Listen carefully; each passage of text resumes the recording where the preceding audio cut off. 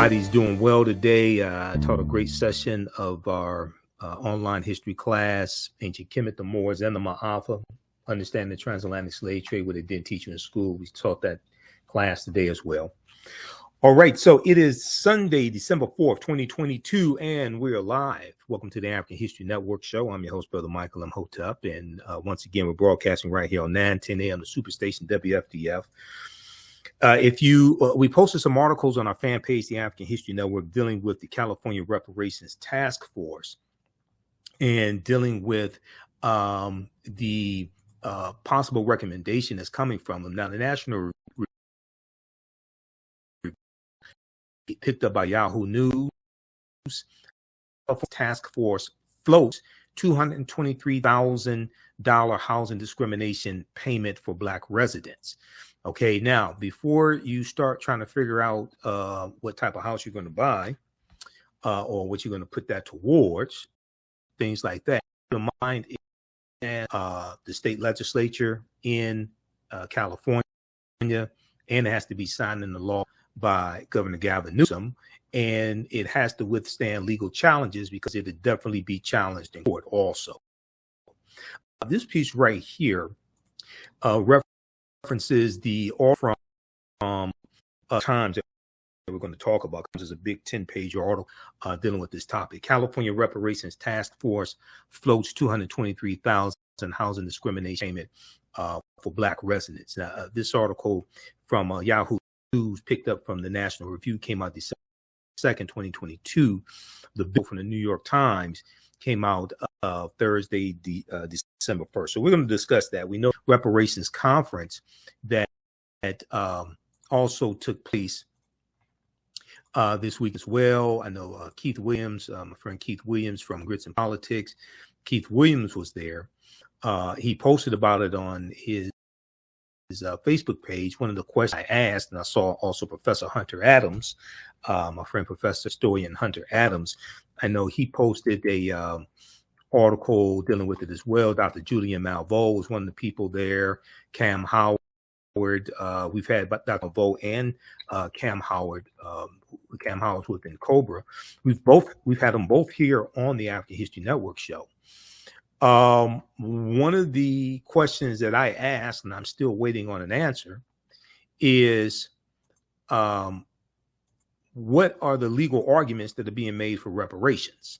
Okay, what are the legal arguments being made for reparations? Because I haven't heard any yet.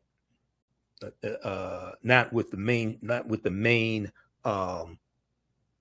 reparations push. Black Freedmen Indian treaties that Demario Solomon Simmons, Attorney Demario Solomon Simmons, is pushing. I know that, and we know Dr. Claude Anderson championed the Black Freedmen Indian treaties first. Okay.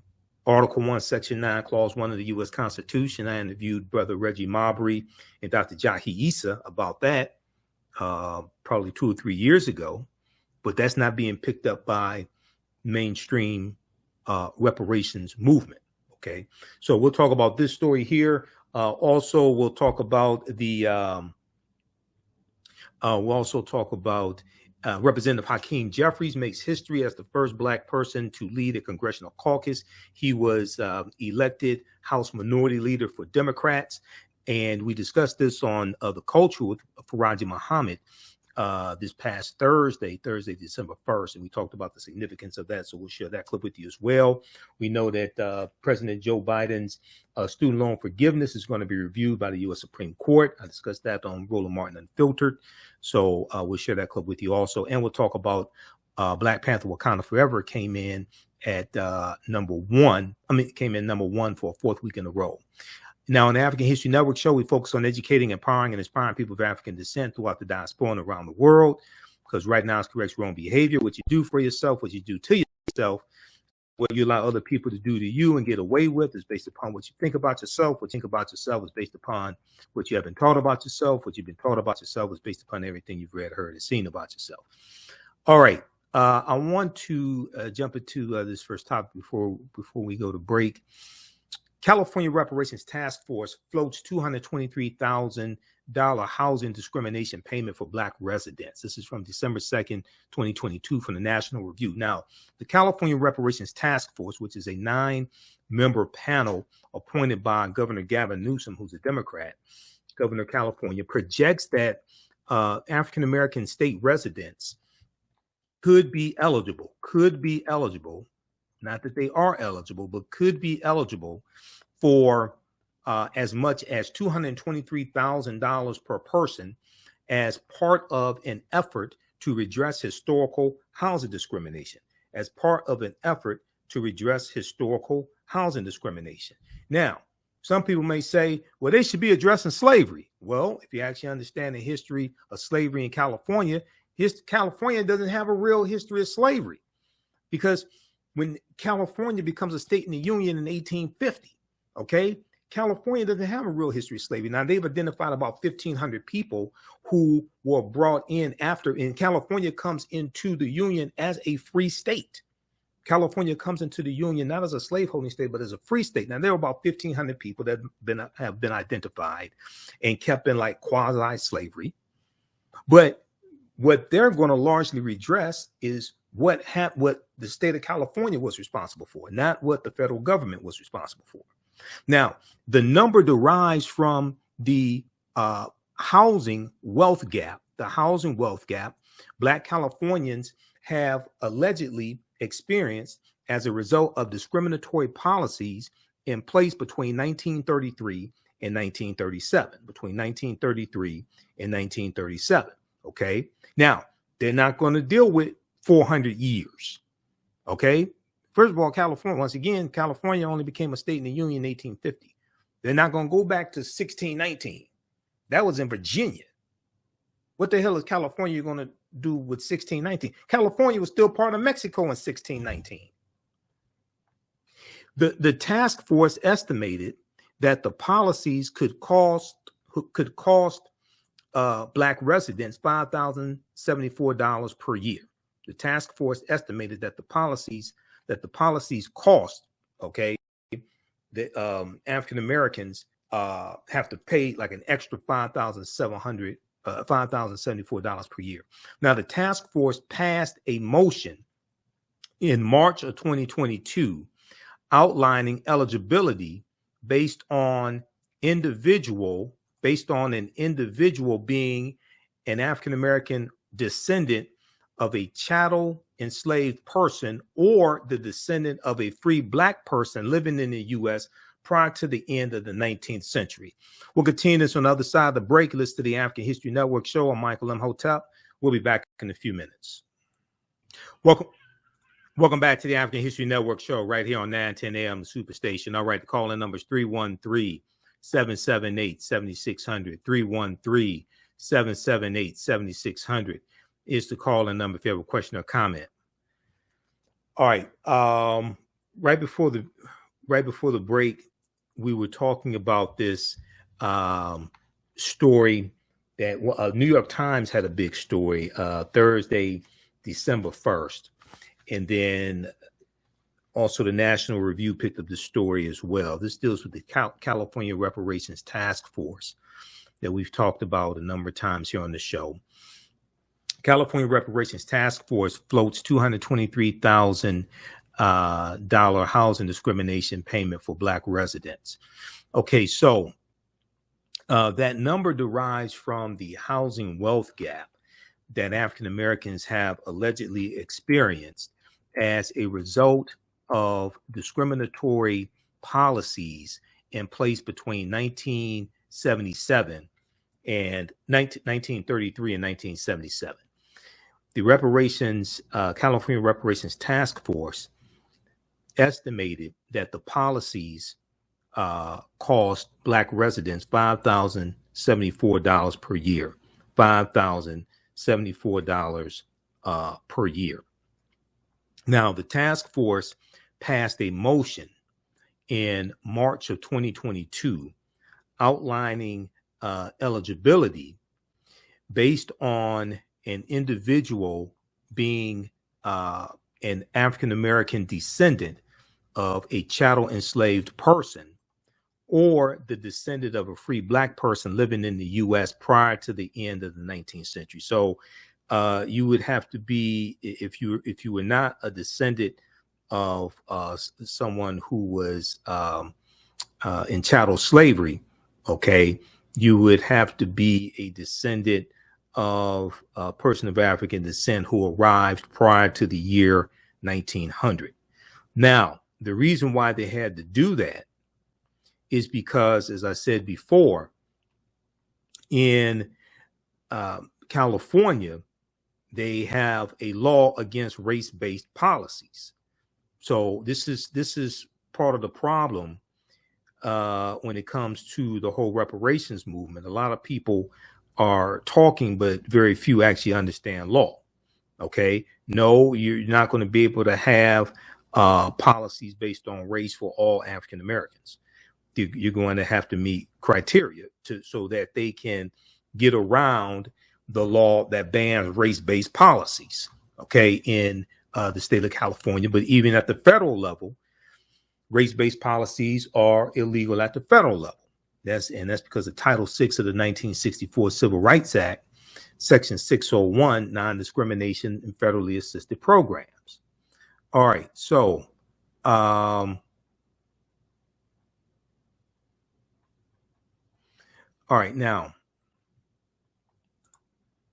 let's continue. Nearly 7% of Californians are expected to qualify for reparations. Nearly 7%, S-E-V-E-N, 7% are expected to qualify, because California has a very small African American population. It's about 2.6 million people, which suggests the housing discrimination allotment would amount to approximately $569 billion statewide. $569 billion statewide. $569 billion statewide. Now, the next question is, where's that money going to come from? Then also, are you going to pay the money, the $233,000? You're going to do it in a lump sum, or is it going to be in multiple payments? Now, some people, however, were disappointed with the lineage-based approach ultimately adopted by the task force, since it would potentially exclude Black immigrants, for instance. The motion split the group with 5-4, with 5 voting in favor and 4 against. California Matters, Cal Matters reported in March. Quote, "We must make sure that we include present day and future harms. Present day and future harms.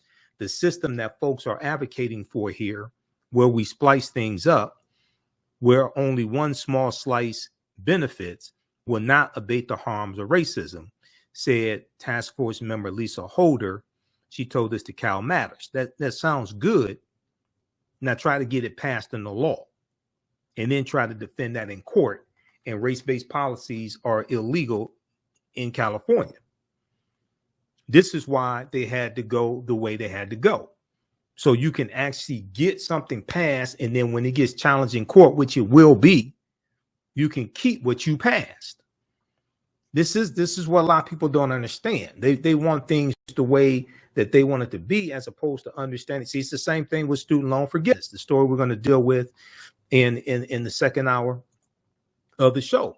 Student loan forgiveness, Biden's student loan forgiveness has been challenged by Republicans in court. Is going to go to the U.S. Supreme Court. Hopefully, U.S. Supreme Court will rule constitutional, and that Biden is working within his authority, okay, the executive branch of the federal government, Article 2 powers given to the president, but they're using the 2003 HEROES Act passed by Congress, which gives the president the authority to discharge debt during times of a pandemic, during times of a crisis, during times of a pandemic, like during the coronavirus crisis. Okay, that's the foundation of the legal argument that the Biden administration is saying that Biden has the authority through the Department of Education to discharge this student loan debt. You have to make sure that you are on firm legal footing, because you will be sued, and you want to be able to keep what it is that you were able to pass through Congress or put into law by an executive order. Now, let's go back to this piece here. And there's a article that I want to pull. There's one here that goes back to when does this go back to? California calls for comprehensive reparations. There's one from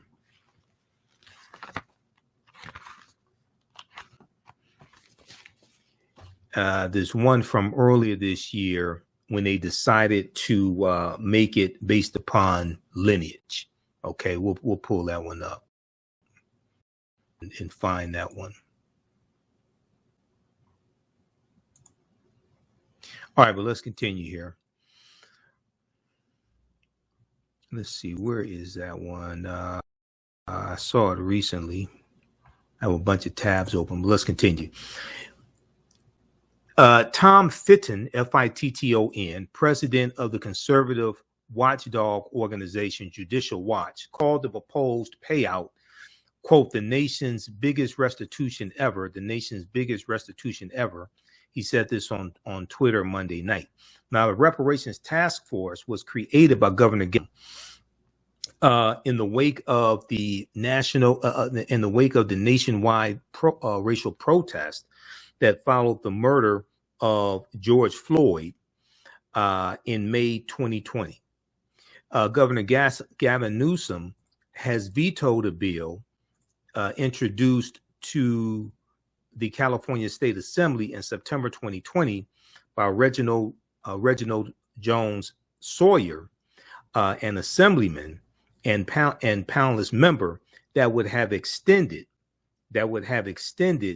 the Reparations Task Force's deliberations and interviews an additional year until the year 2024.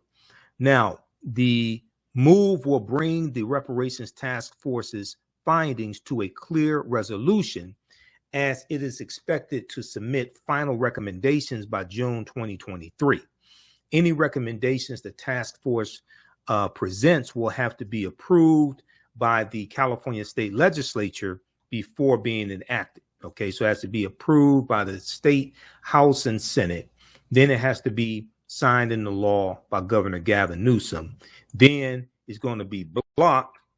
Okay, it's going to be blocked in court, and then it's going to have to be adjudicated, and the courts are going to decide whether it's constitutional, whether it's legal, etc. This is what's going to happen. All right, if it's taking place, if lawsuits are being filed, and to block Biden's student loan forgiveness, and his student loan forgiveness is going to benefit millions of white people, you think lawsuits are not going to be filed for reparations? Oh, yeah. Oh, yes, they will. There will be even more lawsuits filed. All right. Now, there was a piece from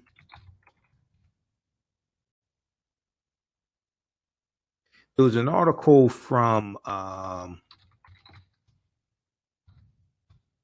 this was from the Washington Post, I think it was.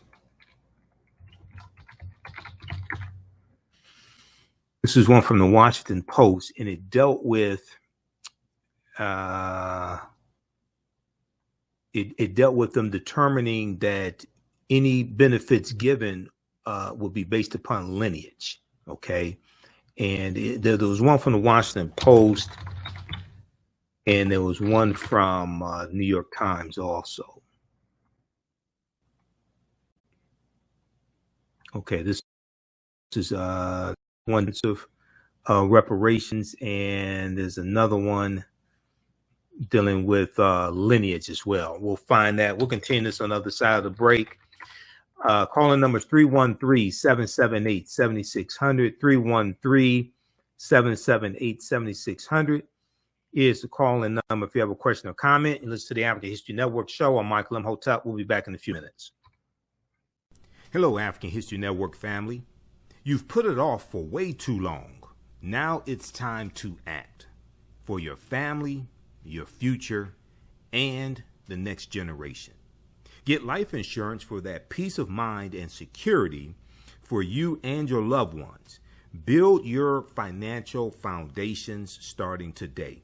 Your independent agent at Fortified Trust Life Brokers, with over a dozen strong A-rated life insurance companies to offer you the life protection you need when it comes to final expense, term life, whole life, mortgage protection, annuities, and more. They're currently licensed in Alabama, Georgia, and South Carolina. Don't let a pre-existing health condition hinder you from getting life insurance. You can get the affordable coverage you need today. Life insurance is only the beginning. Email them at Fortified Trust Life for a free fact sheet explaining the 5 basic building blocks for a strong financial foundation. It's their gift to you to help you fortify your future. Email them at fortifytl828@yahoo.com or call them at 706-339-5096 and leave a message. Fortify your future today. Be sure to register for the online history classes that I teach on Saturdays and Tuesdays. On Saturdays, I teach ancient Kemet, the Moors, and the Ma'afa, understanding the transatlantic slave trade, what they didn't teach you in school. This is a 12-week online class, and we deal with thousands of years of history and what leads up to the transatlantic slave trade taking place. So if you go to our website, TheAHNShow.com, TheAHNShow.com, and scroll down the homepage, you'll see information about our Sunday night radio show. I'm on Sundays 9 p.m. to 11 p.m. Eastern Standard Time on 9:10 a.m. the Superstation WFDF, and Facebook fan page and our YouTube channel as well. And you scroll down, we have the bundle pack for our online classes. There are 2 classes that I teach on Saturdays, 2 p.m. to 4 p.m. Eastern Standard Time. Ancient Kemet, the Moors, and the Ma'afa, understanding the transatlantic slave trade, what they didn't teach you in school. We teach this on Saturdays, 2 p.m. to 4 p.m. Eastern Standard Time. Our next class is Saturday, January 7th, 2023. And we deal with thousands of years of history and what leads up to the transatlantic slave trade taking place. And we also deal with the 800-year occupation of Europe by the Africans known as the Moors. So this class is on sale $60, regularly $130. We do the sessions live. All the sessions are archived and recorded. You can go back and watch them anytime. And you can also use this information with your children as well. I would say the content is PG-13. PowerPoint presentation, we have book references, articles, video clips. You'll never see history the same way. And just click right here to register here, and then click on the enroll button. And as soon as you class, you can start watching the content. Okay, so you can watch the previous classes and get caught up and join us in the next class. And then Tuesdays, I teach from the Civil War to the Civil Rights Movement and Black Power. And we deal with history from basically 1800 through 1968, 1970. And this class is the same format. And we teach this Tuesdays, 7 p.m. to 9 p.m. Eastern Standard Time. You don't have to stay for the whole class. If you missed the class, that's fine. You can go back and watch it anytime. So we do the sessions live. All the sessions are archived and recorded. You can go back and watch the class a year from now, 2 years from now. You'll still have full access to the class. This class is regularly $130. It's on sale $60. And we have a bundle pack of both classes. It's a over $260 value on sale right now for $100. Okay, you can register for both classes. If you've taken any of my online classes in the past, and I've been teaching these going back to 2017 with Ancient Kemet, the Moors, and the Ma'afa, understanding the transatlantic slave trade, email us at TheAHNShow@TheAfricanHistoryNetwork.com, TheAHNShow@TheAfricanHistoryNetwork.com, and you'll get 50% off the bundle pack. Okay, so you can also email us right through the website as well. At the on the menu at the top of the website, just click on Contact the African History Network, and it takes you to the next page, contact information as well. Okay, if you want me to do a presentation for your group or organization, for African American History Month, Hakeem Day, Juneteenth, whatever it is, either in person or virtually, email me at AHNshow@TheAfricanHistoryNetwork.com, AHNshow@TheAfricanHistoryNetwork.com. You can also give us a call at 313-462-0003, 313-462-0003. And when you click on the contact the African History Network, once again, we have our contact information there, so you can contact us right through the website. Okay. When we look at the overview of this class, okay, so we can't start studying our history in slavery. Even when we study the transatlantic slave trade, which is important to study, we can't start in 1619 or in the 1440s when the Portuguese get involved. We have to understand the history chronologically and deal with the 800-year occupation of Europe by the Africans known as the Moors, who entered the Iberian Peninsula, today known as Spain and Portugal, from North Africa in 711 AD.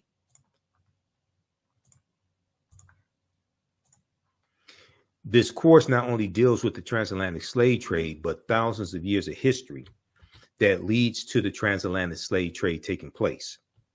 August 20th, 1619 was known as the August 20th, 2019 marked the 400th year anniversary of those 20 and odd Africans or 20 and odd Negroes who comfort on August 20th, 19 in what would later be called the colony of Virginia.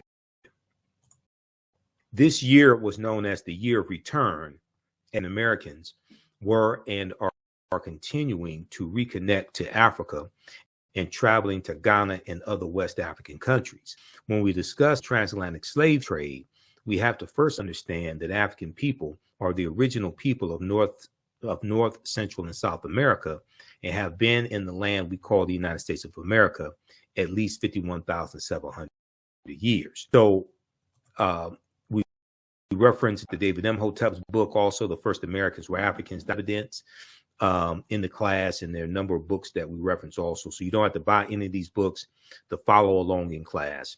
I show you excerpts of the books on the screen. So you'll never see history the same way after you take this class, after you take these classes. All right, so be sure to register for these online classes at our website, TheAfricanHistoryNetwork.com, TheAfricanHistoryNetwork.com. Welcome back to the African History Network show right here on 910 a.m. the Superstation. Calling numbers 313-778-7600, 313-778-7600 is the call-in number if you have a question or comment. Okay, I want to go to this article I was looking for from the New York Times. This is from March 30th, 2022. California task force votes to offer reparations only to descendants of enslaved people. California task force votes to offer reparations only to descendants of enslaved people. The decision came after weeks of debate about whether all Black Californians should receive reparations. This is from March 30th, 2022. Now, it says California is one step closer to determining who could receive reparations, and a closely watched decision. The state's Reparations Task Force voted Tuesday night to move forward with compensation for African American descendants of enslaved people and descendants of freed Black people living in the United States prior to the 19th century, so before the year 1900. This is a big deal as California's reparations effort is the first of its scale and is likely to serve as a model for the rest of the nation. Not to mention that the decision was a highly contentious one. The vote 5-4 came after weeks of debate about whether reparations should be for all 2.6 million Californians, or limited to those who can trace their lineage to enslaved people. Those limited to those who can trace their lineage to enslaved people. The panel ultimately decided to focus on those most hurt by slavery instead of more broadly addressing the effects of racism directed at Black people. Quote, that's not the point of reparations. Reparations is responding to the injuries of a specific group. Jovan Scott Lewis, a UC Berkeley professor and task force member, said during Tuesday's meeting, there's a community who for centuries has been demanding recognition. Yeah, but still, what people don't understand is if you have to do that within the existing law. Otherwise, that stuff is going to get struck down and you're going to end up with nothing.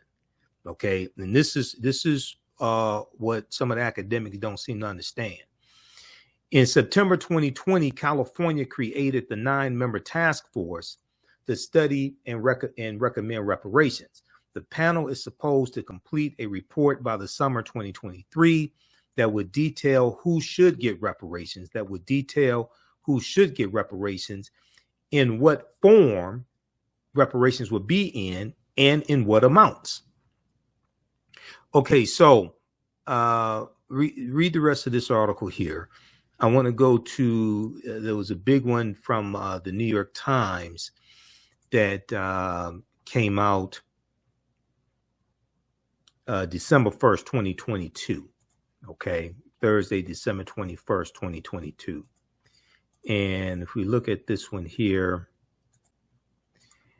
this one is called California Panel Sizes Up Reparations for Black Citizens. We'll go to the phone lines in just a minute.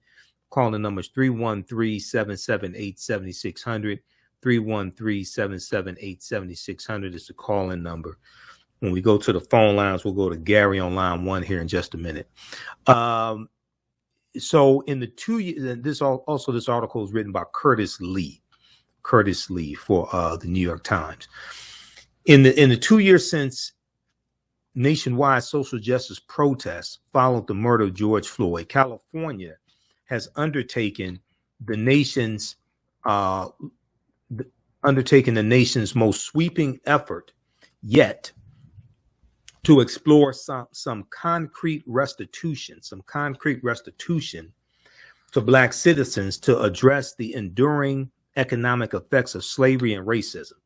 A 9-member reparations task force has spent months traveling across California to learn about the generational effects of racist policies and actions. Now, we know that back in June of 2022, they released a 500-page report.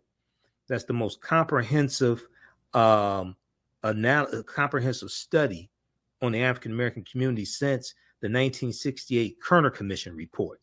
All right. There's a good article from the Washington Post on this. California calls for comprehensive reparations for Black Americans. I'll show that article in just a minute. Now, the group formed by legislation signed by Governor Gavin Newsom in 2020 is scheduled to release a report to lawmakers in Sacramento, the capital of California, in 2023, outlining recommendations for state level reparations.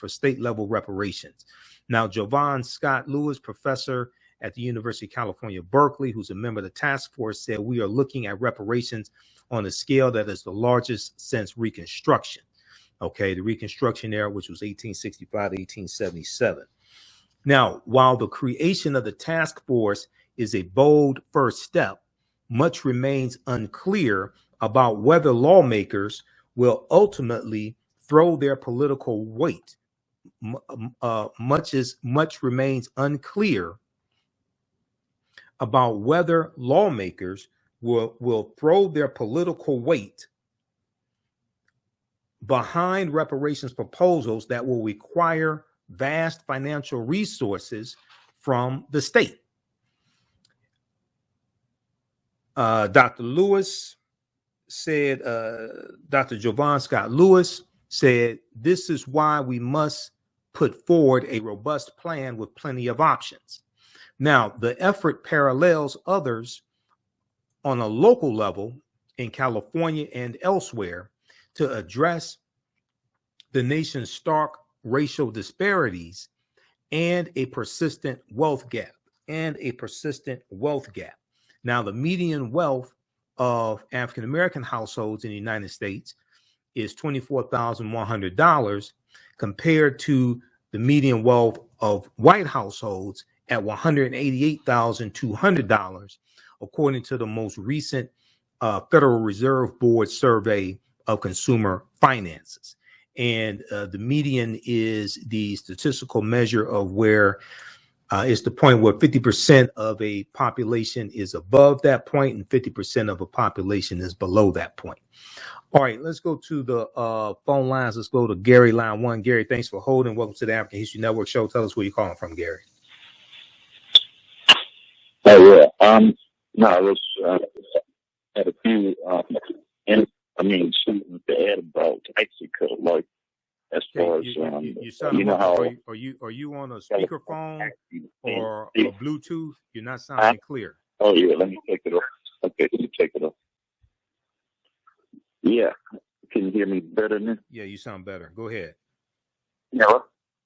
Okay. No, I was saying, you know how California actually, the reason why it became a state, or how it was actually, there was slavery in California, but originally most of the western states were Spanish colonies. They were California was part of Mexico. California was part of Mexico. The U.S. gets California in the Treaty of Guadalupe Hidalgo. Mexico got the independence. Huh? Yeah. California was part of Mexico. Yeah, Mexico the U.S. Just a second. Hold on. Mexico, the U.S. got California as part of the Treaty of Guadalupe Hidalgo of 1848, which is the treaty. Right, 1848. That's the treaty that ended the Mexican-American War. What I'm trying to say, my point is, as far as slavery in all of the Spanish colonies, there was slavery, and Dr. Claude Anderson, he does a very good lecture on it, and he was explaining how the blacks, George Washington of Mexico, Vicente Guerrero, that's the guy that led the troops against Spain and got independence in 1821. Vicente Guerrero, becomes president. Yeah, Vicente, we're coming up on a break. Hold on just a second. Vicente Guerrero becomes president of Mexico in 1829. What does that have to do with the United States and reparations? That's when it was abolished. He's the one that abolished slavery in 1829. That's the point. In Mexico. In the colonies. But in the country of Mexico, which included most of the western states, California included, like, Arizona, all those states were part of Mexico. That's right. They got it under the Treaty of Guadalupe in 1848. Right. And so, but when Vicente Guerrero abolished slavery, just like here, they abolished slavery in 1865, but they still had de facto slavery. It still went on. In other words, they still had people enslaving the African people, Right. Okay, we're coming up on a break, Gary. Hold on. We'll hold you over. We're coming up on a break. Stand by. Hold on. We're coming up on a break. All right, you listen to the African History Network show. I'm Michael Imhotep. We'll continue this on the other side of the break. Also, we'll talk about Representative Hakeem Jeffries of New York becoming House Minority Leader, which is the first time in history an African American has led a Congressional Caucus. We'll be back in a few minutes. Hello, African History Network family. You've put it off for way too long. Now it's time to act for your family, your future, and the next generation. Get life insurance for that peace of mind and security for you and your loved ones. Build your financial foundations starting today.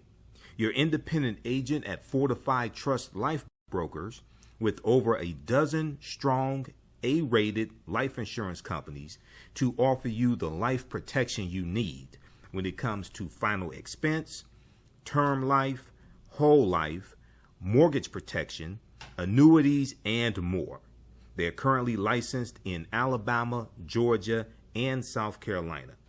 Don't let a pre-existing health condition hinder you from getting life insurance. You can get the affordable coverage you need today. Life insurance is only the beginning.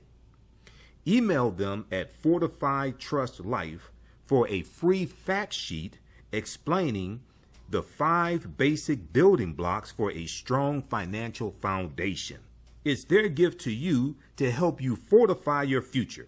Email them at fortifytl828@yahoo.com or call them at 706-339-5096 and leave a message. Fortify your future today.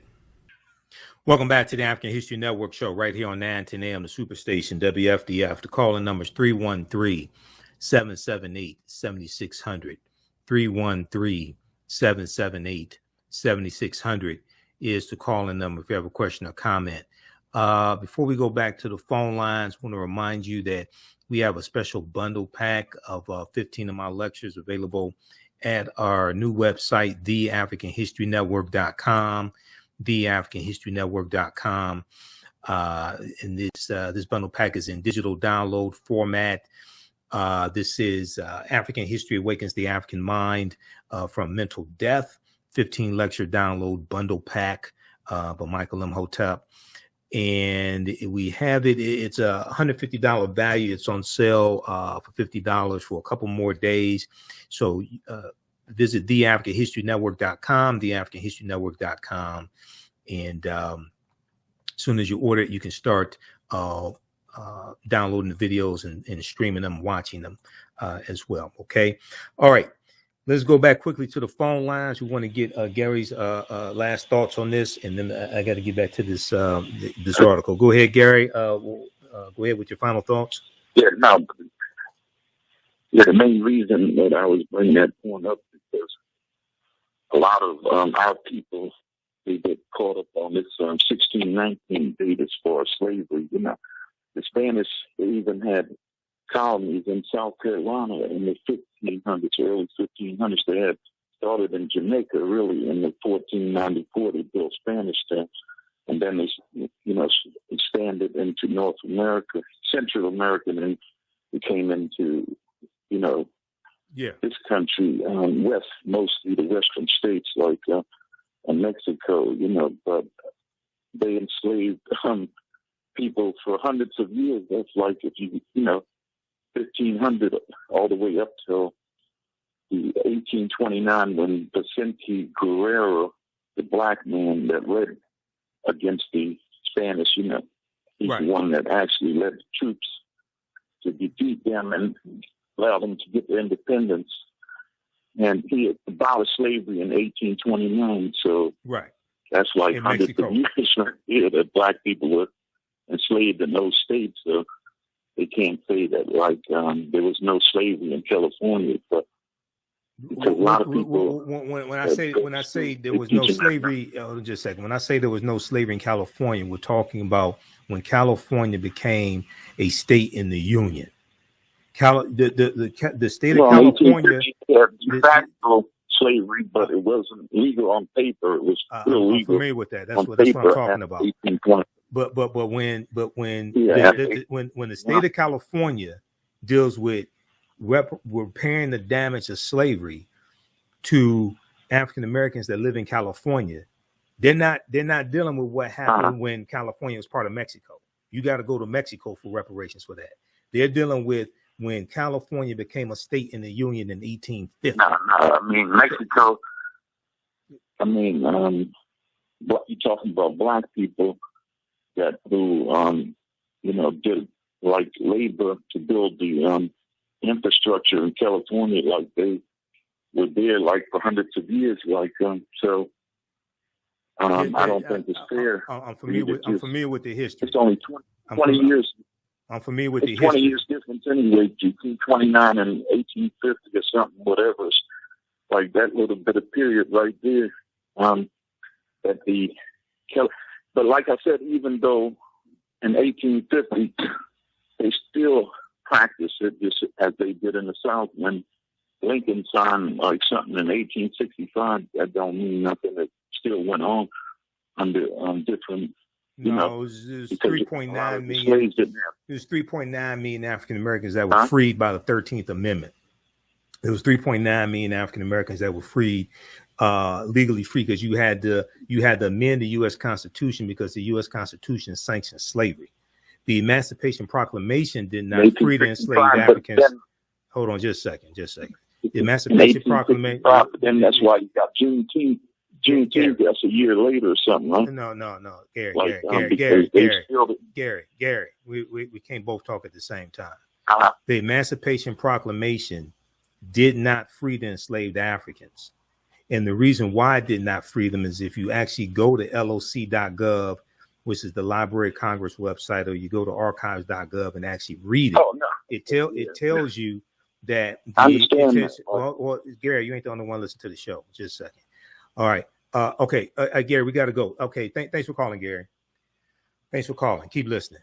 Okay. If you go to archives.gov or the Library of Congress website and you actually read the Emancipation Proclamation, it tells you that the slaves in the states of rebellion or the territories of rebellion are free, but the slaves who still are in the border states of Missouri, Delaware, Kentucky, and Maryland, they're still slaves because those states stay loyal to the Union. Maryland did not abolish slavery until November 1st, 1864. This is almost 2 years after the Emancipation Proclamation. This is why, if we're going to talk about reparations, we need to know what the hell we're talking about, because 99% of these conversations about reparations are not dealing with law. They're not dealing with understanding law, okay? And and be quite honest with you, a lot of it was a poor understanding. To seek a legal remedy to a historical problem, you need to understand both history and law. And 99% of these conversations are not dealing with that. And I'm still waiting on somebody to explain to me what law you're citing that slaves were supposed to be paid. Because even though slavery was morally wrong, even if it happened, if your argument is that African Americans who are alive today are owed monetary reparations because their ancestors worked for 246 years in this country from 1619 to 1865 and did not get paid. Yes, it was morally wrong. But what are you trying to legally enforce? What law are you citing that African slaves were supposed to be paid? Now, there are two legal arguments, two strong legal arguments to make. That's not one of them, because you're not enforcing law. If you are enforcing law, show me what law you're enforcing. Was it in a colony? Was it in a state? Is it in the U.S. Constitution? Is it part of a treaty? We can look at Black Freedom and Indian treaties of 1866. We see that there were African Americans who were owned by the Choctaw, Chickasaw, Creek, Cherokee, and Seminole Indians. They actually got some compensation. They got land. They got membership into Native American nations. Now, a lot of that land was taken back from them. They were pushed out of those Native American nations, many of them, because the U.S. conspired with the 5 civilized tribes of Native Americans in 1941 and afterwards to redefine what a Native American is, and it stated that you have to have 1/4 or 1 quantum Native American blood, when that was not what was stated by the previous treaties. But those laws are still on the books today. So when we look at like this right here, what I talked about at the beginning of the show, what Attorney DeMario Solomon Simmons is doing with Representative Maxine Waters, okay, this is dealing with thegrio.com has an article on this. Maxine Waters leads push to get justice for Black Native Americans. Let's look at this between moral arguments and legal arguments for reparations. when you go to lawmakers, go to argue law. The foundational law in this country is the U.S. Constitution. When laws get challenged, they get challenged in court on the basis of what constitutional or unconstitutional. So your legal argument needs to be rooted in the U.S. Constitution, needs to be rooted in treaties. We'll continue this on the other side of the network show. I'm Michael Imhotep. We'll be back in a few minutes. 910 AM Superstation, a division of Adele Media. The views and opinions expressed on any program are those of the producers and or the persons appearing on the program and do not necessarily reflect the views and opinions of 910 AM Superstation or Adele Media.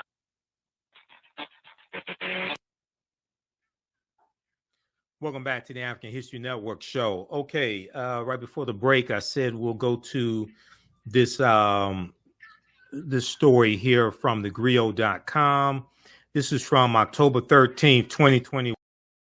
Okay, you can kill the music. You can kill the music. Thank you. This says from October 13th, 2021, Maxine Waters leads push to get justice for Black Native Americans. This is from thegrio.com, written by April Ryan, who's the White House correspondent for the Grio. Now, a dispute between Black members of indigenous tribes and the federal government is part of a history that is now being exposed on Capitol Hill. Congresswoman Maxine Waters of California is calling out Native American tribes who held Black slaves and continue to discriminate against Black Native Americans and continue to discriminate against Black Native Americans. Descendants of those enslaved by the hands of Native American tribes, specifically what are known as the 5 civilized tribes of Native Americans, the Choctaw, Chickasaw, Creek, Cherokee, and Seminole Indians, may get a slice of justice through access to Native American federal subsidies, may get a slice of justice through access to Native American federal subsidies that had previously been denied to them. The California Congresswoman is seeking to get 5 tribes to comply with their 1866 treaty obligation. Now we're talking about law. We're not talking about beliefs. We're not talking about opinions. Treaties are law. And Article 6 of the U.S. Constitution tells you that all the previous treaties and all the subsequent treaties, as well as the U.S. Constitution, are the supreme law of the land. So we're talking about law. Saying that our ancestors worked for free for 246 years is not a legal argument. If you think it's a legal argument, show me what law you're citing that slaves were supposed to be paid. I've been studying history for 30 years. I still haven't found it. I'd like for you to show it to me. Where is it? What was it in a colony? If it's in one colony, it doesn't apply to other colonies. The Virginia Slave Codes of 1705 apply to Virginia. They didn't apply to Massachusetts. That didn't apply to Connecticut. That didn't apply to Maryland. This is why a lot of this stuff dealing with reparations, you don't see me involved in, because they're not making legal arguments. And unfortunately, a lot of them don't want to make legal arguments. They want to keep doing it the way they've been doing it for the last 50 years. I've talked to some of them. And I'm like, well, why aren't you dealing with the Black Freedmen Indian Treaties of 1866? Those are laws still on the books. 1, 2, we actually got something. People want to talk about tangibles. We actually got some tangibles from that. Why are you trying to calculate a number of money that you think is old, but you ain't going to be able to force it because you can't cite no law that slaves were supposed to be paid in the first place? I've had conversations with some of them, and they just want to keep the. Okay, all right. The California Congresswoman is seeking to get 5 tribes to comply with their 1866 treaty obligations, which is law, treaties, that recognize Black Native American freedmen and their descendants as full citizens of their tribes, therefore making them entitled to all of the rights afforded to any other citizens of the tribes, because they're actually talking about enforcing law, which were treaties that many of our ancestors were in and actually got something tangible for it, got land. This is how you get a sour rector. The Black Freeman Indian treaties, along with the Dawes Allotment Act of 1887, which redistributed 138 million acres of land. And the majority of it was supposed to go to Native Americans and Black Indians, but white people got 2/3 of the land. This is where you get the $5 Indian from. You had to anglicize your name to be on the Dawes rolls. And when white people found out about this, they paid $5 to have their names added to the Dawes rolls so they can get some of that land for free. But many of our ancestors did get compensation from this, okay? Not from other stuff that people are floating out there talking about reparations. And see, my thing is like, I'm for whatever's going to work, okay? That's my motto. See, I'm not for all this theory. I'm for whatever's going to work. Okay, now, if we want to see what's going to work, why don't we look at what has worked historically? If we want to see what's going to work as far as reparations, why don't we look at what has worked historically? Because the Black Freeman Indian treaties should like be our foundational argument. You start there, enforce that, and build from there. Because those African Americans actually got something. And then that history of the Black Freedmen Indian treaties ties into the origins of Tulsa, Oklahoma, because Tulsa, Oklahoma was founded by Creek Indians around 1834 who got pushed off their land in southeastern United States because of the Indian Removal Act of 1830. And when they go on the Trail of Tears over 1,000 miles and they're pushed off their land in southeastern United States, along with the Cherokee who were in Georgia and these different Native American nations who were in Mississippi, Georgia, Alabama, they go over 1,000 miles into Oklahoma on the Trail of Tears, and they take their African slaves with them because about 1/3 of the people on the Trail of Tears were African people. And then they go into Oklahoma, and Tulsa, Oklahoma was founded around 1834 by Creek Indians. And Tulsa comes from the Creek Indian word Tallahassee. This is why in North Tulsa, where African Americans were relegated to because of segregation, and at the intersection of Greenwood, Archer, and Pine, that began what became Black Wall Street, the business district, the Greenwood district. You still had a small number of Creek Indians who lived in North Tulsa, along with African Americans, because it was Creek Indians who founded Tulsa, Oklahoma, right about 1834.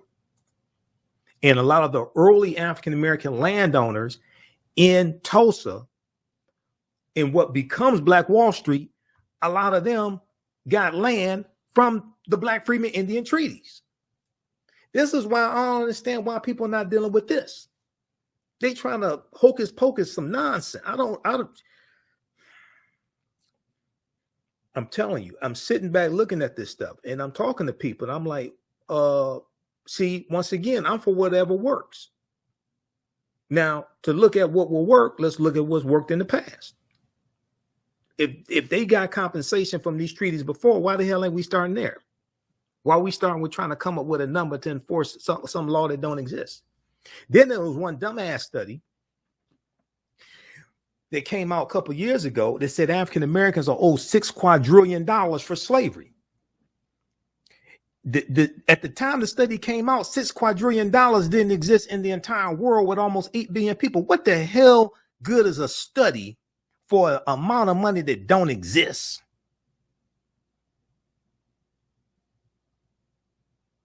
Unless you just want to keep just getting paid to do studies, that's your reparations, getting paid to do what the $6 quadrillion didn't exist in 2021 with almost 8 billion people.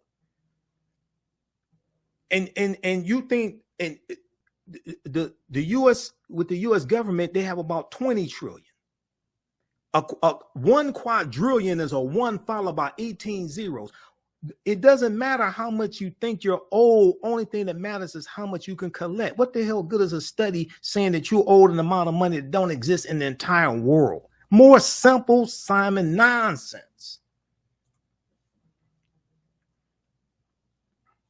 Now, let's go back to this. Because I'm for whatever works. So let's look at what's worked before.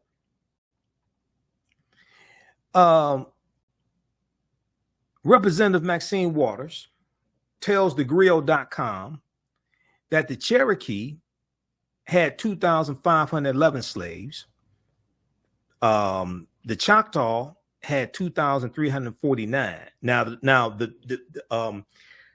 depending upon which year you're looking at, the numbers are going to vary. And there were different groups of Cherokee because they own more than 2,511. I looked at some of the numbers the Cherokee have owned. The Cherokee were the ones who owned the most number of African slaves. That's why, many African Americans have Cherokee ancestry. I'm one of them on my mother's side of the family because my mother's side of the family is from Tennessee. So my great grandmother on my mother's side of the family, she was Blackfoot and African American, and her husband was Cherokee and Irish. The Choctaw had 2,349 slaves. The Creek had 1,532. The Chickasaw has 975. And the Seminole had 200 to 300 slaves. And there are different groups of the Seminole. Now, as Professor James Small told me, he said the Red Tail Creek Indians did not own slaves, whereas some other groups of the Creek Indians did own slaves. Okay. But he said Professor James Small told me that the Red Tail Creek Indians did not own slaves. Now, much of the dispute between Black members of the indigenous tribes and the federal government is part of a history that is now being exposed on Capitol Hill. And you probably not going to see a lot of, I don't remember seeing something like this about on MSNBC. Now, on MSNBC during when we had the 100th commemoration of the Tulsa Race Massacre, okay, during that period of time, and there was wall-to-wall coverage of Black Wall Street and getting into this history, and you have people like Hannibal B. Johnson on MSNBC, this history did come up. Now, a lot of people missed it. I knew it. I know Hannibal B. Johnson. I've talked to him. Hannibal B. Johnson wrote this book here. This one right here. This was one of the first historical books on Black Wall Street. Hannibal B. Johnson wrote this book, Black Wall Street from Riot to Renaissance in Tulsa's historic Greenwood District. This book came out about 1998. This was one of the first books to deal with the real history of Tulsa, Oklahoma, and Black Wall Street. And then for the 100th commemoration in 2021, he wrote a 100-year anniversary book. But I've talked to Hannibal B. Johnson on Facebook. Okay, so when I did my lecture in 2014, my 2.5-hour lecture on the history of Black Wall Street, this was one of my sources for it because I actually read the book. All right. That's how I know a lot of this stuff that's floating around, people are talking about. No, that's not, that ain't the real history. Okay, let's continue. We'll go to the phone lines here in just a minute. Stand by. All right, let's continue. So much of the dispute between Black members of the indigenous tribes and the federal government is part of a history that is now being exposed on Capitol Hill. Now, Tulsa rose to national notoriety this year. Now, this article is from 2021, as the nation commemorated the century-old massacre that destroyed 40 blocks of Black wealth, commonly known as Black Wall Street. Okay, now here are the 3 survivors of the Tulsa Race Massacre as well. You got Uncle Red, Leslie Benningfield Randall, Hughes Van Ellis, and Viola Fletcher. Okay, but now Representative Maxine Waters is leading efforts to get the descendants of the Black enslaved people on Native American reservations across Oklahoma and Western states their due. The chairwoman and House Financial Services Committee Democrats have been fighting for the treaty rights of freedmen descendants since at least 2008. We'll continue this on the other side of the break. Listen to the African History Network show. I'm Michael Imhotep. We'll be back in a few minutes. Be sure to register for the online history classes that I teach on Saturdays and Tuesdays. On Saturdays, I teach Ancient Kemet, the Moors, and the Ma'afa, Understanding the Transatlantic Slave Trade, what they didn't teach you in school. This is a 12-week online class, and we deal with thousands of years of history and what leads up to the transatlantic slave trade taking place. So if you go to our website, TheAFricanHistoryNetwork.com, TheAFricanHistoryNetwork.com, and scroll down the homepage, you'll see information about our Sunday night radio show. I'm on Sundays, 9 p.m. to 11 p.m. Eastern Standard Time on 9:10 a.m. the Superstation WFDF, and Facebook fan page and our YouTube channel as well. And you scroll down, we have the bundle pack for our online classes. There are 2 classes that I teach on Saturdays, 2 p.m. to 4 p.m. Eastern Standard Time. Ancient Kemet, the Moors, and the Ma'afa, Understanding the Transatlantic Slave Trade, what they didn't teach you in school. We teach this on Saturdays, 2 p.m. to 4 p.m. Eastern Standard Time. Our next class is Saturday, January 7th, 2023. And we deal with thousands of years of history and what leads up to the transatlantic slave trade taking place. And we also deal with the 800-year occupation of Europe by the Africans known as the Moors. So this class is on sale $60, regularly $130. We do the sessions live. All the sessions are archived and recorded. You can go back and watch them anytime. And you can also use this information with your children as well. I would say the content is PG-13. PowerPoint presentation, we have book references, articles, video clips. You'll never see history the same way. And just click right here to register here, and then click on the enroll button. And as soon as you class, you can start watching the content. Okay. So you can watch the previous classes and get caught up and join us in the next class. And then Tuesdays, I teach from the Civil War to the Civil Rights Movement and Black Power. And we deal with history from basically 1800 through 1968, 1970. And this class is the same format. And we teach this Tuesdays, 7 p.m. to 9 p.m. Eastern Standard Time.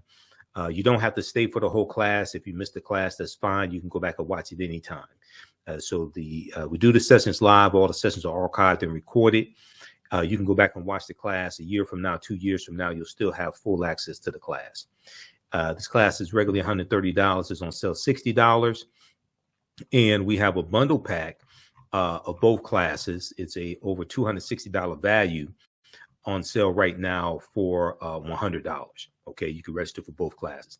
If you've taken any of my online classes in the past, and I've been teaching these going back to 2017 with Ancient Kemet, the Moors, and the Ma'afa, Understanding the Transatlantic Slave Trade, email us at TheAHNShow@TheAfricanHistoryNetwork.com, TheAHNShow@TheAfricanHistoryNetwork.com, and you'll get 50% off the bundle pack. Okay, so you can also email us right through the website as well. At the on the menu at the top of the website, just click on Contact the African History Network, and it takes you to the next page, contact information as well. Okay, welcome back to the African History Network show. All right, so right before the break, we were talking about the article here from thegrio.com from 2021. Now, a lot of people don't know about this information. A lot of people don't know about the Black Freedmen Indian Treaties of 1866.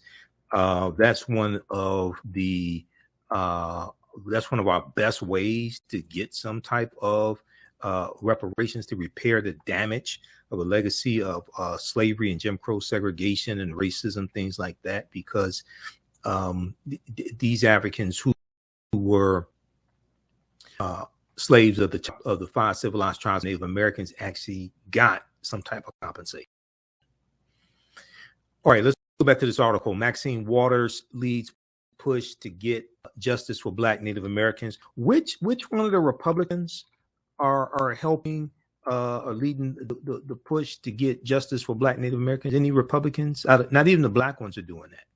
Not even Burgess Owens of Utah, or Brian Donalds of Florida, the guy married to the white woman. He's not doing that. Neither one of them are for reparations. Senator Tim Scott of South Carolina, he's not for reparations.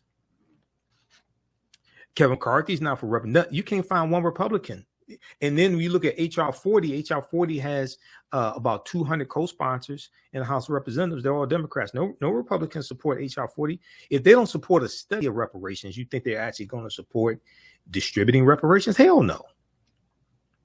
Elections have consequences.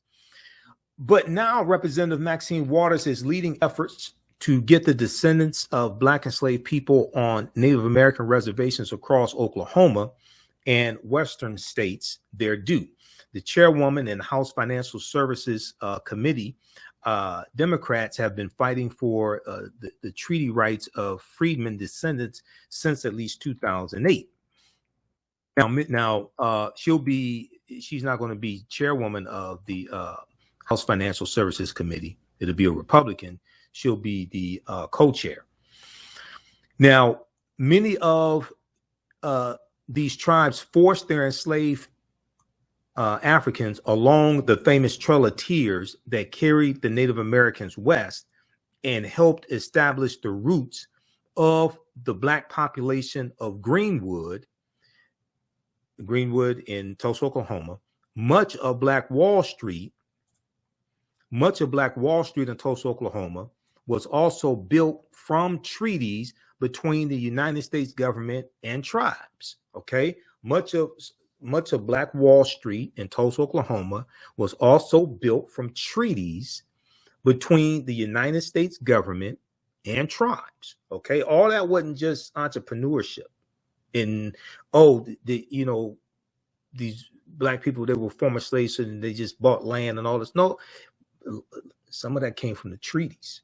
And Hannibal B. Johnson deals with this in his book. That's how I knew it. That I knew this years ago. This is why I'm sitting back and I'm looking at people have reparations conferences, and I'm like, okay, so it's just like the one that took place, and some of my friends are there. I know some of the people who were there. I've had some of them here on the show.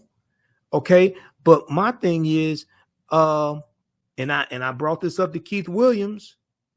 Keith's my boy. But if we have a conference and we're not talking about legal arguments for reparations, then what are we talking about at the reparations conference? If you're seeking a legal remedy to a historical problem, then we need to discuss history and law and history as it pertains to law. If you're seeking a legal remedy for a historical problem, we need to discuss history and law and history as it pertains to law. If we're not talking about legal arguments for a historical problem at a reparations conference, what are we discussing?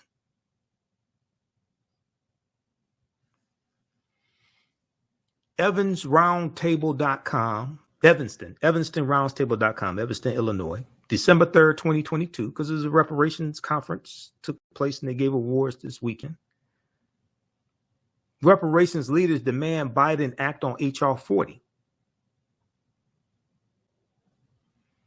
U.S. Representative Sheila Jackson Lee, Democrat of Texas in Evanston, Friday for National Reparations Symposium, demanded that President Joe Biden put H.R. 40 in place via executive order to set up the commission to study and develop reparation proposals for African Americans after a 38-year congressional stalemate. The Congresswoman made her case for federal reparations as local and state leaders from across the country stood in solidarity behind her during a news conference at the Hilton Orrington Evanston. H.R. 40 is 38 years on the books, waiting for someone to say yes. Representative Sheila Jackson Lee, God bless her heart, said, today we ask with no apologies for an executive order to be in place. An executive order now, we are Americans too. I want for once an acceptance of the history of the journey that African Americans have taken to be accepted reality in America, Jackson Lee said, not out of anger, but out of how do we come together to resolute what happened.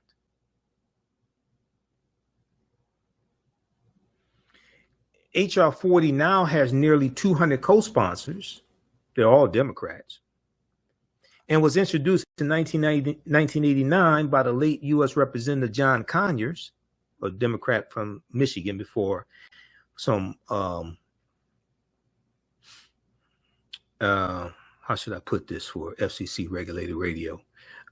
Before some mightier than thou, holier than holy liberal Democrats forced him out, as opposed to letting the process already in place in the House of Representatives with an investigation and all that, as opposed to letting that process play out.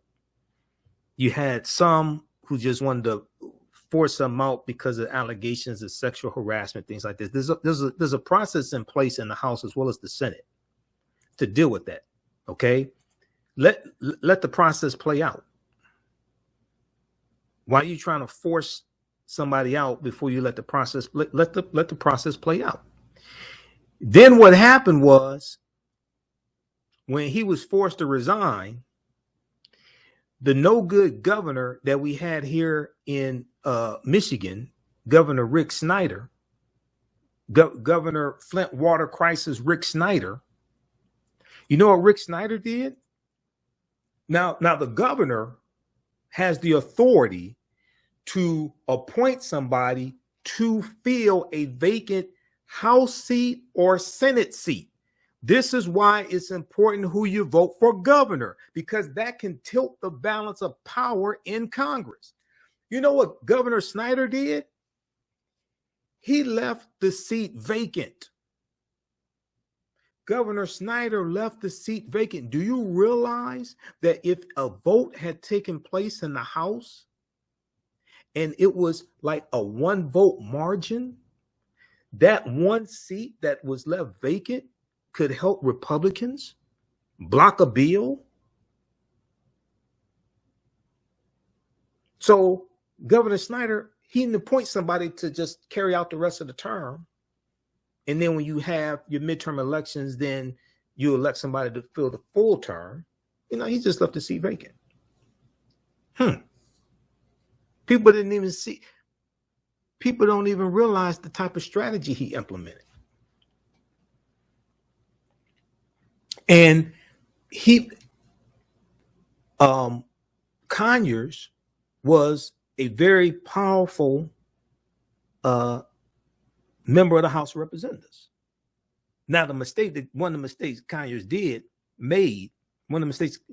John Conyers made, Conyers didn't train a successor that everybody knows is the successor to keep that seat. So now he was the 13th congressional district. So now we know the 13th and 14th congressional districts combined. Now we don't have any black representation for Detroit in the House of Representatives because Brenda Lawrence, 14th congressional district, she retired. 13th and 14th are combined. We don't have any black representation. Sri Thanadar took won the House seat for the 13th congressional district. Now I'd rather have Sri Thanadar in there than a Republican, but Conyers was there for 50 years and he didn't groom a successor.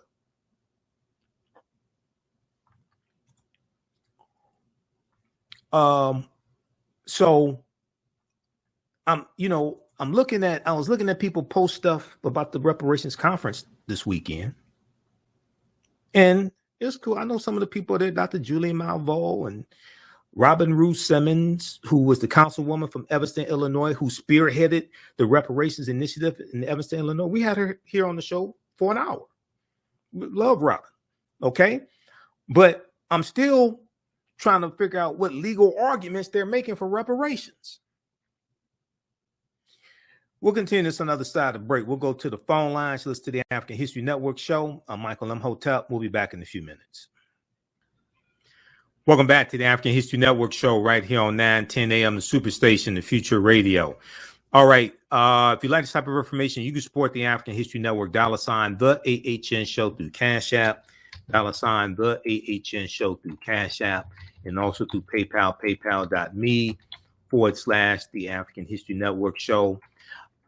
We have the information at our website, TheAHNShow.com. Our new bundle pack, we have this promotion going on for a couple of more days. This is a bundle of 15 of my lectures. We have it in digital download format, so you don't have to wait for me to ship any DVDs, anything like that. It's in digital download format. This is African History Awakens the African Mind from Mental Death. It includes 15 of my lectures. It's all in digital download format. And we have it available at AfricanHistoryNetwork.com, TheAFricanHistoryNetwork.com. Okay. We have the information right on the homepage of our website. So when you scroll down, you see it, and it's on sale $50. This is a $150 value. This bundle pack is on sale $50. So you can order right now and start watching the videos immediately and downloading the videos. All right. Okay. And that helps support the African History Network as well. All right. We're going to go back to I'm going to go back to this piece here from the griot, and then we're going to the segment from when I was on the Culture for Raji Muhammad's show. I want to go back to this article here because a lot of people don't understand this history, and this is part of the problem. We keep trying to I keep hearing I was speaking at a Midwestern decarbonization summit, and we're dealing with reparations and climate change and things like this, and I dealt with some of this information there, and a lot of people weren't dealing with that because they're dealing with trying to come up with a number that's old with no mechanism to enforce it.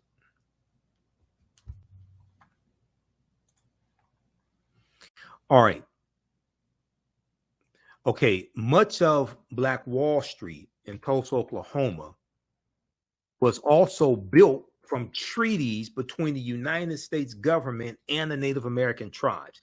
So right there, when people are saying, how can we have another Black Wall Street? Well, have you studied the history of how we had the first one or the biggest one in Tulsa? A lot of that had to do with these Native American treaties, the Black Freedmen Indian treaties of 1866. So why aren't we making the argument for that to be enforced? And I know, Dr. Claude Anderson is one of my teachers. We've had him on the show. He talked about that. And he talked about the mistake that he made when he was really pushing that under the Obama administration, is that he went to the executive branch of the federal government, and he said he should have dealt with the legislative branch of the federal government. Now, 5 tribes in Oklahoma, the Cherokee, Choctaw, Chickasaw, Muskogee Creek, and Seminole Nations, sided with the Confederacy during the Civil War. We talked about this before, and they violated their treaties when they did this. They committed treason against the U.S., but after the war concluded, each of them signed treaties, these additional treaties in 1866 with the United States that granted tribal citizenship to those who were enslaved as well as their descendants. So the Black Freedmen Indian treaties didn't just include those who were enslaved, and include future generations, their descendants. So you mean that applies to some Black people who are alive today? Yes. When I was speaking on the for the environmental conference, I cited an article from New York Times. It said that they had identified about 160,000 African Americans who would qualify for these treaties today. Now, some people may say, oh, well, there's 45, 50 million of us. That's true.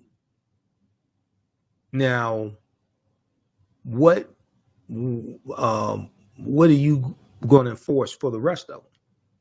what law are you trying to enforce? Because this is where we should start right here and build from there. Because there's a history of us actually getting something from these treaties.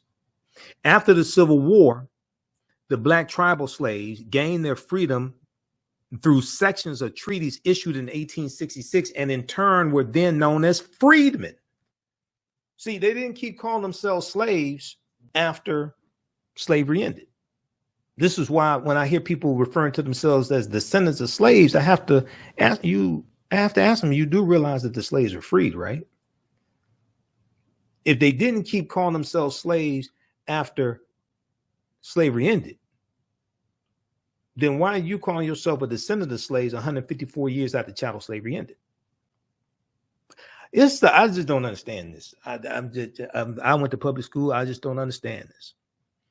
They call themselves freedmen, black freedmen, ex-slaves. They didn't keep calling themselves slaves after slavery ended. So why are some people running around calling themselves descendants of slaves? Why do you keep trying to put your ancestors back into a condition that they were freed from and took up arms to fight to free themselves from that condition? I don't understand this. Both the Dawes Act of 1893 and there's a Dawes Allotment Act of 1887. Both the Dawes Act of 1893 and Curtis Act of 1898 allowed the United States to acquire the Native American land. Okay, we're talking about law. Land allotment went against Native American culture that subscribed to common ownership of property. But additionally, as members of the five formerly slave-holding tribes, freedmen received unequal land allotments, black freedmen, unequal land allotments, which were less than the allotments provided to some white non-tribal citizen individuals. Okay. Representative Maxine Waters, who serves as the chairwoman of the U.S. House Financial Services Committee, plans to legislate and work with agencies on this issue. Because the Department of Housing and Urban Development, as well as housing issues, are within the jurisdiction of the committee, the chairwoman is able to propose legislation related to housing subsidies, tribes receive. Okay, read the rest of this article here. Now, it's proposed. Okay, Build Back Better didn't pass. All right. Maybe in 2024, Democrats take back control of the House, because I think Democrats take back control of the House. People the Republicans are just talking about doing investigation. They want to investigate Hunter Biden's laptop and investigate this and that. They're not talking about governing. They're not talking about fighting inflation, fighting crime, any of that stuff. Demario Solomon Simmons, an attorney for the last remaining survivors of the Tulsa massacre, is also a Black Creek and represents Black Creeks who are petitioning to access the full rights and citizenship of the Muskogee Creeks. So he's talking about enforcing law and enforcing treaties. Solomon Simmons told thegrio.com, quote, "There would not have been a Black Wall Street or successful Greenwood without Black Indian, Black Creek, Black Cherokee." That's true. And without those treaties. So once again, when I hear people say, how can we have another Black Wall Street? Well, have you studied how we had the first one? Now, let's look at let's continue. Many of the Tulsans who established Greenwood's business district in the early 1900s were of mixed Native American heritage due to their tribally enslaved ancestors. However, there were also freedmen who also belonged to the tribes. Demario Solomon Simmons said his great-grandfather was a Black Creek and became a chief. Quote, "He saved the lives of countless," he said. He was one of 5 individuals who negotiated the Treaty of 1866 and signed it. And in that treaty, it stated that Black people who were formerly enslaved would have the same citizenship rights. This end quote. The same tribes today are resisting giving the descendants of their enslaved federal subsidies they agreed to in those treaties. So we're talking about enforcing law. They're not talking about enforcing. Our ancestors worked for free for 246 years. Therefore, you owe us 14 trillion or 27 trillion, but can't cite what law they're citing that slaves were supposed to be paid in the first place. See, at least here, they're dealing with treaties. They're dealing with established law, and we already got some benefits from that, and we're trying to enforce that once again. Read this full article, because I don't have time to get through all this, and I get frustrated just listening to a bunch of Simple Simon ass nonsense also, just to be quite honest with you. Maxine Waters leads push to get justice for Black Native Americans. This is for October 13th, 2021. Who's read this article before? Who the people that keep talking about reparations, did they go over this article with you? Probably not. Okay, now let's look at this here, right? Because the proof is in the Jell-O pudding. Now, this is from history.com, the official website of the History Channel. Okay, we'll deal with this on the other side of the break. We're going to go to clip 1 when we come back from the break. Mukasina from Faraji Muhammad show. We'll go to clip 1. Listen to the African History Network show. I'm Michael Imhotep. We'll be back in a few minutes. Welcome back to the African History Network show. All right, I want to go to the article I was about to go to right before the break. This is from history.com. History.com is the official website of the History Channel.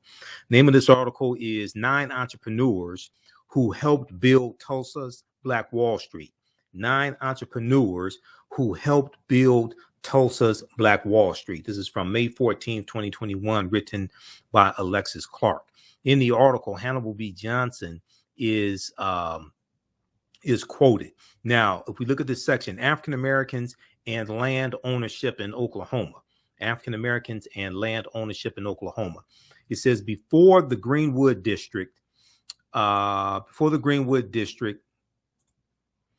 was established, African Americans came to Oklahoma in the mid-19th century as slaves of the 5 civilized tribes. As slaves of the 5 civilized tribes and Native Americans. This is what we were talking about right before the break. Now, the term, the 5 civilized tribes is the term used for the Cherokee, Chickasaw, Choctaw Creek, and Seminole tribes who were forced from their lands in the southeast part of the United States, resettling in Oklahoma, then known as Indian Territory. After the Civil War, under the terms of the treaties of 1866, treaties in the U.S. Constitution are the supreme law of the land. These African Americans were emancipated, with some integrating into the tribes, a relationship that would later provide freedmen with their own land. Quote, now Hannibal B. Johnson is quoted here. Quote, the relative wealth of some Black folks in Oklahoma comes in part through their connection to the tribes and their land ownership. Comes in part through their connection to the tribes and their land ownership, says Hannibal B. Johnson, historian and author of Black Wall Street 100 and An American City Grapples with Its Historical Racial Trauma. Now, the Dawes Act of 1887, the Dawes Allotment Act of 1887, named after Senator Henry L. Dawes, D-A-W-E-S, of Massachusetts, authorized the United States government to divide tribal territories into allotments for individual Native Americans, which included Black members of these Native American nations. As word spread that Indian Territory was a safe place for African Americans to settle, between 1865 and 1920, more than 50 Black townships were founded in Oklahoma. And when the Tulsa Race Massacre happens, it's going to be these Black townships that help those in North Tulsa rebuild. So we rebuilt Black Wall Street with our own dollars and with the help of surrounding Black townships. Okay. But read this article here, 9 entrepreneurs who helped build Tulsa's Black Wall Street. So if we're talking about, how we build Black Wall Street again, well, how did you build it the first time? those treaties played a big part in that. This is why what DeMario Solomon Simmons and Representative Maxine Waters are doing, they're on the right track because they're trying to enforce what is already law. Now, and what they were doing, they didn't say anything about having to do a study because they're enforcing treaties that are already on the books. In that article that I read dealing with HR 40, it didn't say anything about the Black Freedmen Indian Treaties of 1866 in that article.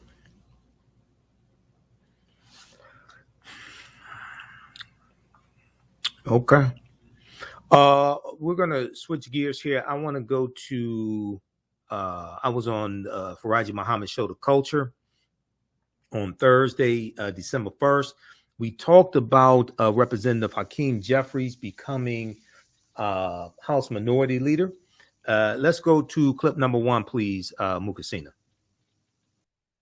All right, folks, welcome back to The Culture here on the Black Star Network. I'm your host, Faraji Muhammad. Thank you so much for tuning in and being a part of the conversation as we are just going to be shifting gears, not necessarily away from politics, but just about person. We go from one black man to another. And this one is one that is certainly making history. We're talking about Hakeem Jeffries, who's the congressman out of New York, who has been elected and voted, or who was voted to be the leader of the House Democrats as he is taking on the role of House Speaker after Nancy Pelosi has decided to step down, not in full from her role as House Speaker, but she still is, of course, going to be working in Congress. But this is opening the door for his historic major moment that you have a black man who is the leader of one of the national parties, both parties actually, and in this way. So we wanted to talk about the significance of this, and I couldn't think of anybody better to discuss this other than my brother Michael Imhotep of the African History Network. You can definitely check out his shows and, of course, the work that he's doing at the AfricanHistoryNetwork.com, and so much that he brings to the table. So we're always happy to have him to talk about this great history-making moment. And Ariel, I want you to let me know if we could play the video of Hakeem Jeffries when he talks about him being elected and the work that he plans to do with his colleagues. I want to play this video for y'all and in a moment, but I do want to share with you. I'll drop out and come.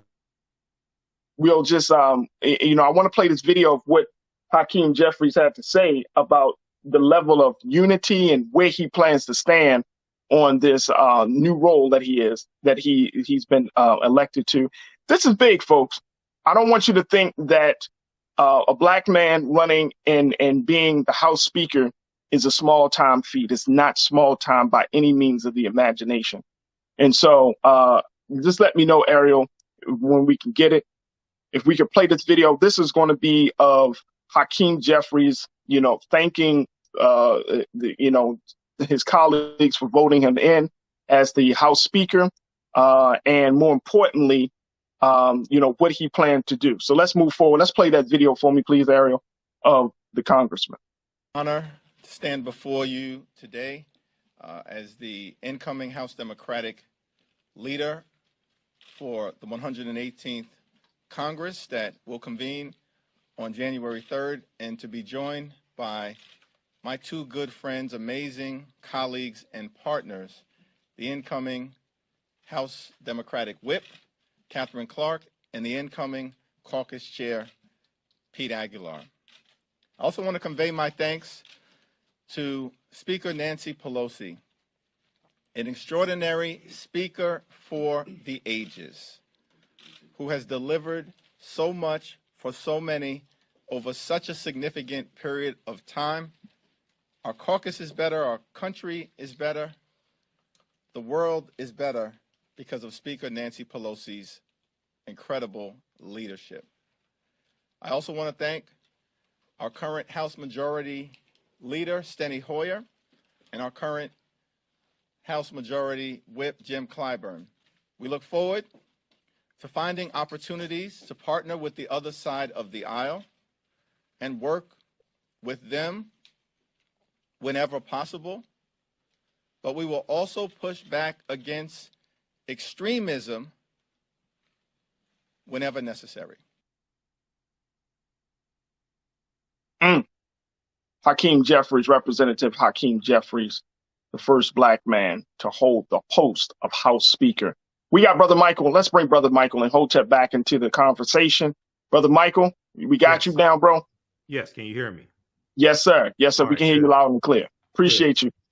Brother Michael, what does talk to us about the significance of this moment for Hakeem Jeffries and for the state of black politics, black political power? Is this something that you feel like Black America should be excited and celebrate? I think we should be excited about it and celebrate for a moment, but we also have to understand that we have to understand politics, law, economics, and understand how to push an agenda. Hakeem Jeffries is brilliant. His uncle is one of my teachers, Dr. Leonard Jeffries, one of our Grandmaster Scholar Warriors. Mm-hmm. I know his brother as well. So I interviewed his brother on my show. So Hakeem Sekou Jeffries is brilliant. He was one of the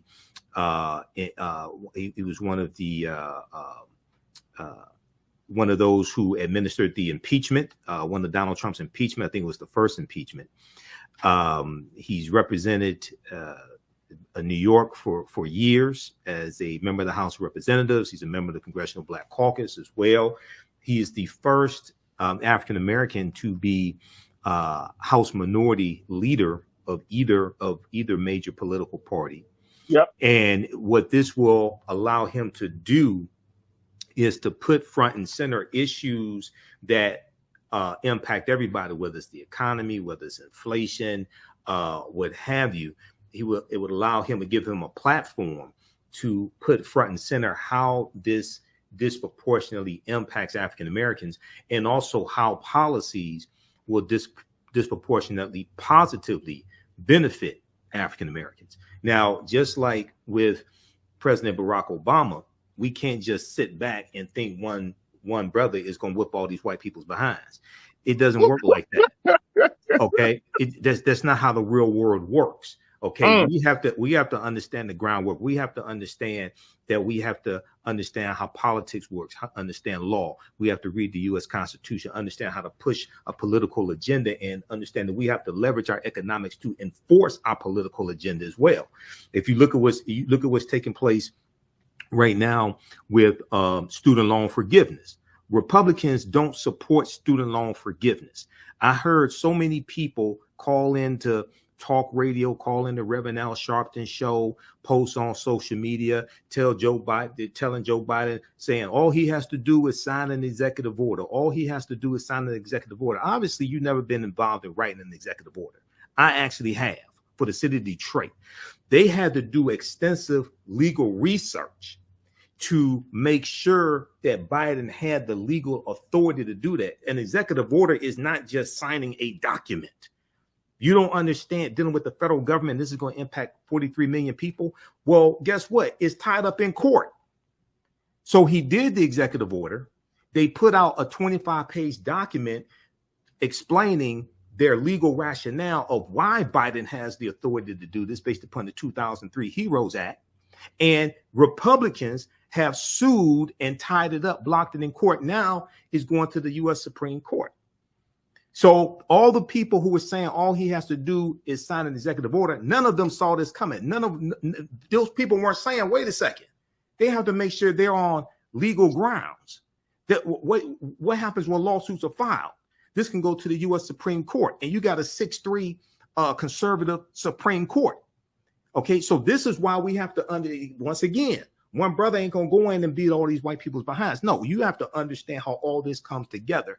And unfortunately, many of us are playing the game of political football and don't know the difference between a first down and a touchdown, and wonder why we're not scoring any points. So that opens up the conversation, and I'm so happy that you mentioned that, Brother Michael. That opens up the conversation about tempering our expectations, right?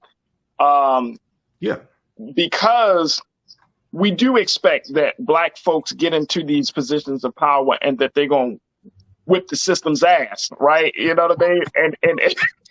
And it doesn't work like that. What challenges do you foresee him, Brother Hakeem, having to face as he gets into this new role. Plus, it was reported by CNN that he plans on spending just 2 years in the minority before trying to become speaker himself after the 2024 election.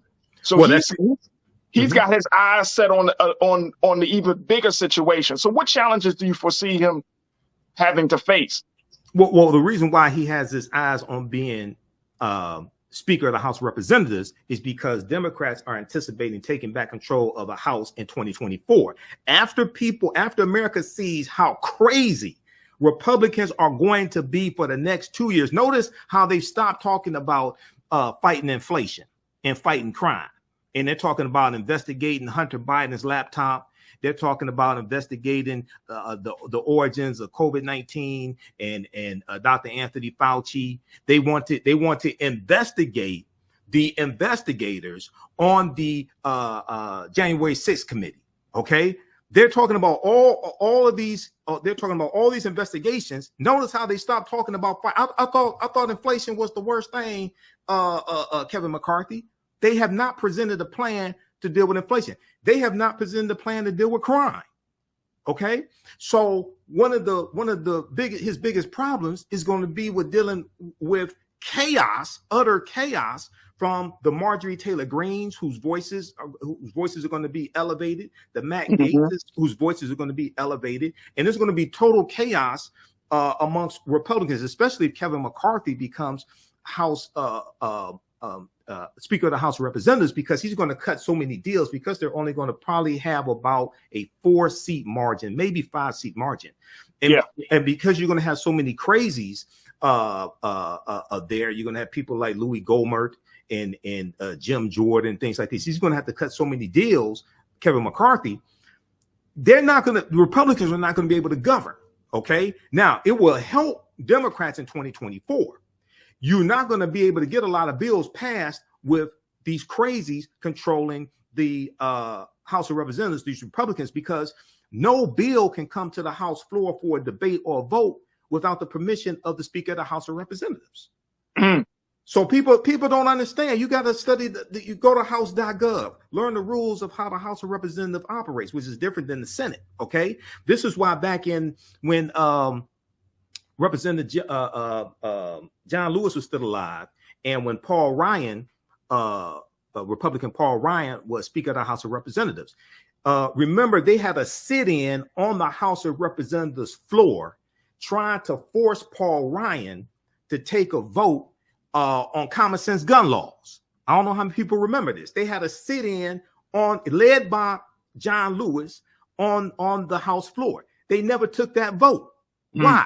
Because the Speaker of the House controls this, and he didn't call for the vote. So a lot of times we think these elections are about one person. No, they're not. You have to understand how all this comes together. So we're in for a crazy 2 years, but we need to set this up for Democrats to expand their margin in the Senate, take back control of the House, and maintain the White House as well.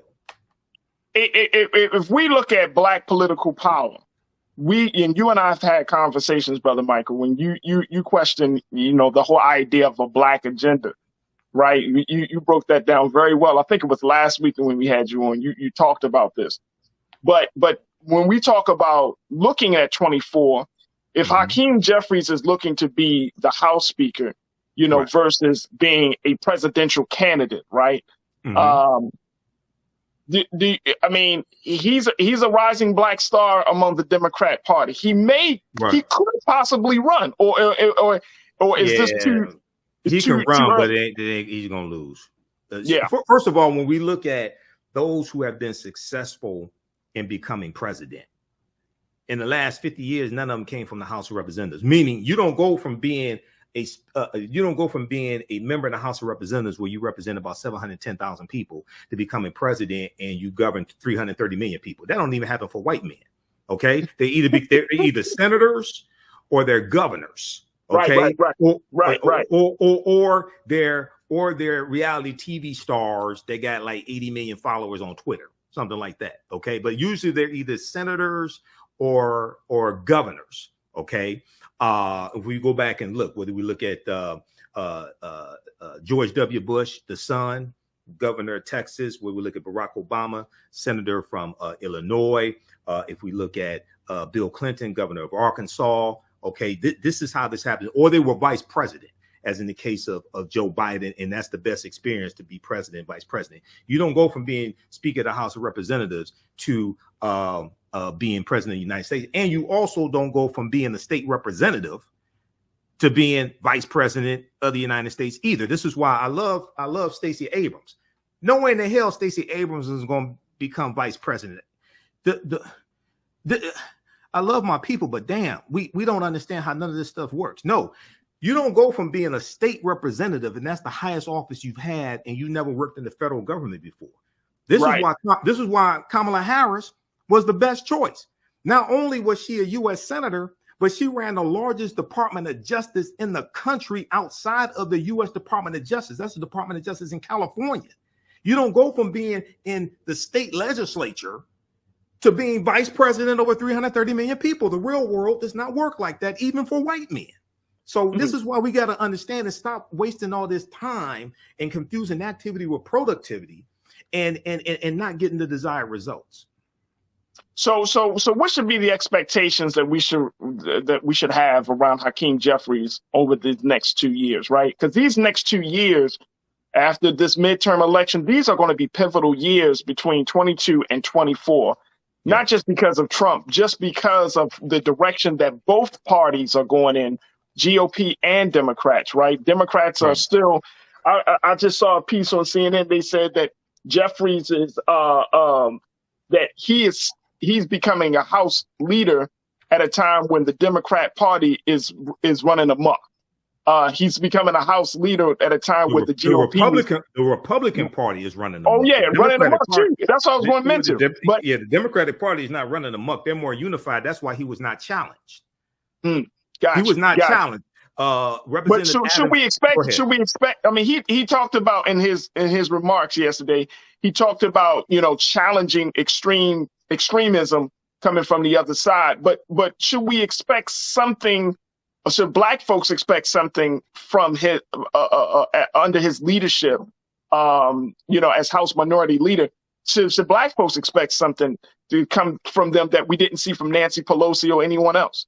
I think he will focus a lot more in on the on policies that benefit African Americans, on how we're harmed, how policies will harm us as well. He'll talk more about how policies coming from Republicans are going to harm us. He's going to highlight the plight of African Americans a lot more. We'll see this. I think he will have a much larger presence on Roland Martin Unfiltered than Nancy Pelosi did as well. Even though I would rather have Nancy Pelosi as Speaker of the House of Representatives than Kevin McCarthy. Okay, any day of the week. But she didn't do Roland Martin Unfiltered. She did it I think once in the past few years, right? Right. So Representative Hakeem Jeffries will not be somebody who's absent on Roland Martin Unfiltered. You're going to see a presence of him on MSNBC, CNN, things like this, and he will speak much louder about how policies benefit African Americans and various policies that will hurt us as well, especially coming from Republicans. Now, the challenge is going to be getting bills passed. You're going to have to cut some deals with Republicans and focus on how, look, these policies are going to help everybody, okay? You were not going to be able to get the most progressive policies passed in the House. For instance, the child tax credit. I doubt if you see that getting passed in the House.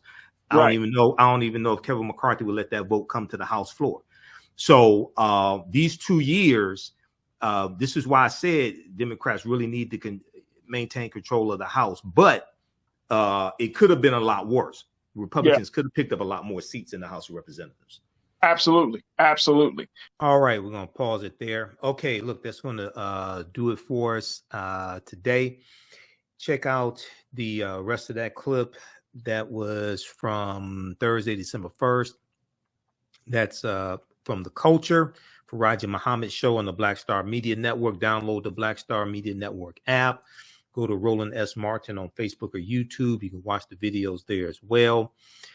Be sure to support the African History Network. We have our bundle pack of my lectures at our website, TheAFricanHistoryNetwork.com, TheAfricanHistoryNetwork.com, as well as on